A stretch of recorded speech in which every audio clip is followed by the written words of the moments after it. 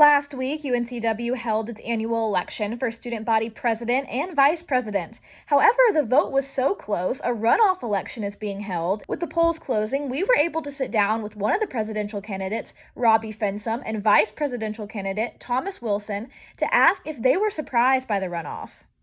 So my initial reaction was a little bit of surprise because we are kind of in unprecedented territory. The vice presidential candidates had an exact tie. That has not happened before. And in the past 15 years, only once has there been a runoff election. Yeah, me and the other vice presidential candidate got 566 votes each, exactly. Fensom and Wilson told us their platform includes expanding diversity and inclusion measures, creating high-impact student services and opportunities, and of course, setting the university on a course towards COVID recovery.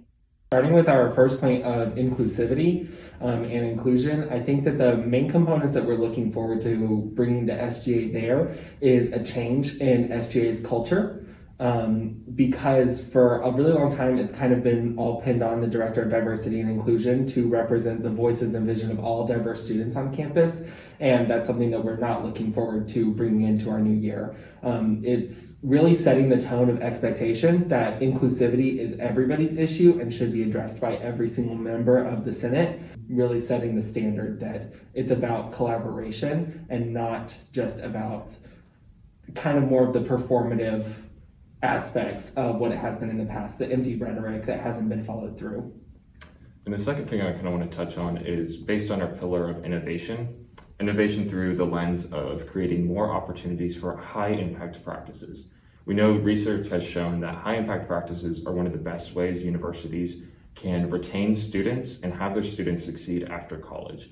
High impact practices being things like internships, externships, chances to get involved with civic engagement. When asked about some of the statements made by Chancellor Sartorelli this summer regarding the Black Lives Matter movement, Fensom had this to say. It's been hugely disappointing to see statements like that.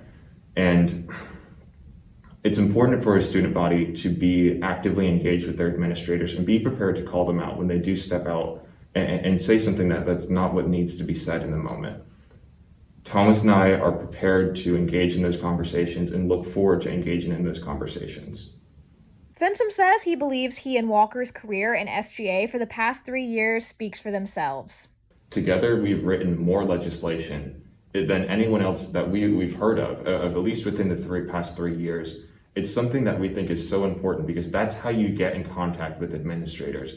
It is formal legislation showing what the student body believes in, representing that voice, and having a formal declaration of that. We have a history of creating change. You can look at our track record. You can talk to us about our accomplishments.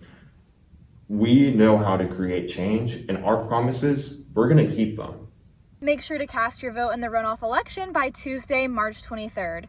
Their opponents, Kyle Glover and Jake Linker, were unable to be reached for comment. However, they too have a long career in student government.